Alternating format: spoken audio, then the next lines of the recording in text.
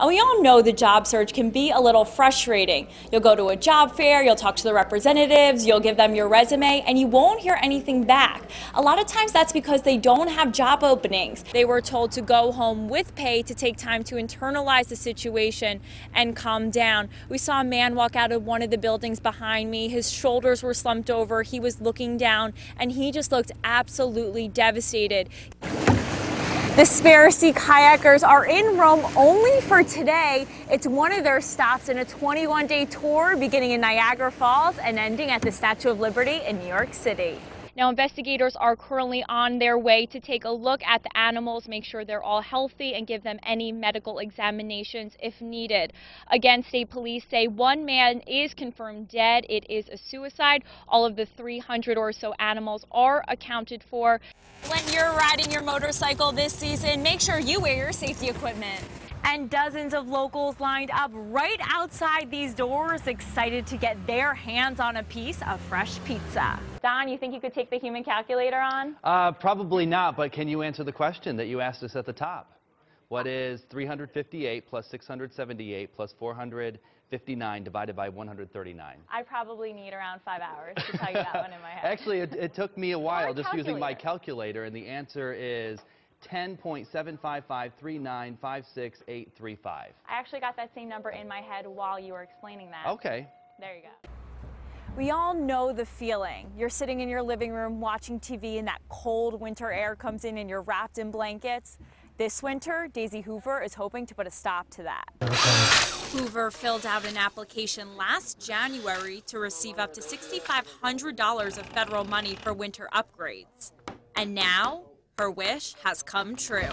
I really didn't believe it. Workers are currently at Daisy's home replacing windows and upgrading insulation to make sure the cold air stays out.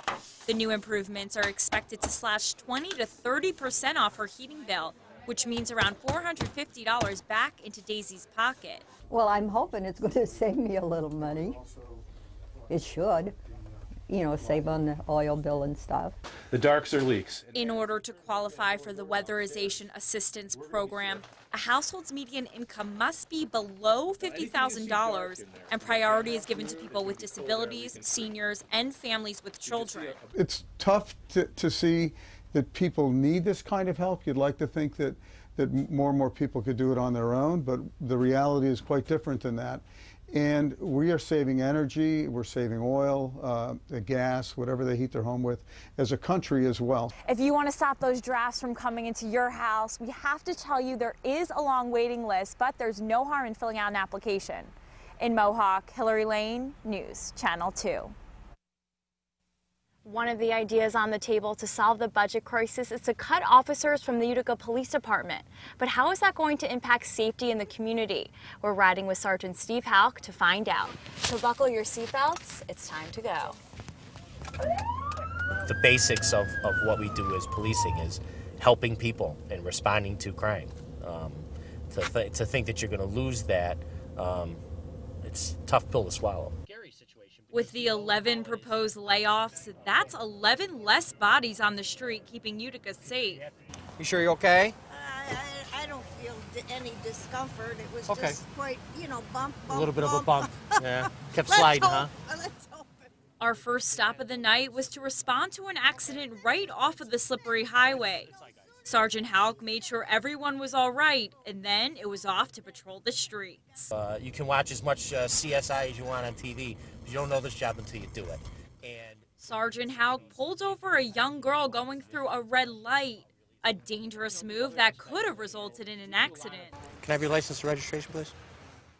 So all in all, we learned police officers are constantly responding to calls and patrolling the streets to make sure all remains calm and quiet.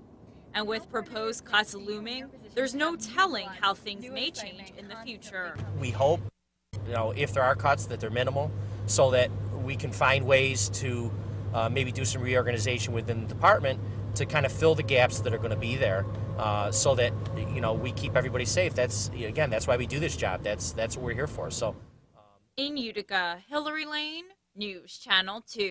Hi, Don. As you can see behind me, people are beginning to fill in and companies are setting up. 24 businesses are here and want you to be employed by them.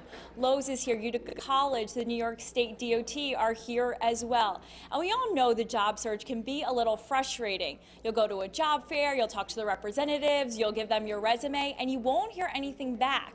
A lot of times that's because they don't have job openings. But today, for a company to be allowed to participate in this event, they have to have vacant openings that they want you to fill. Now, besides talking to representatives, you can also have your resume critiqued, your cover letter critiqued, and get some new tips to ace that job interview.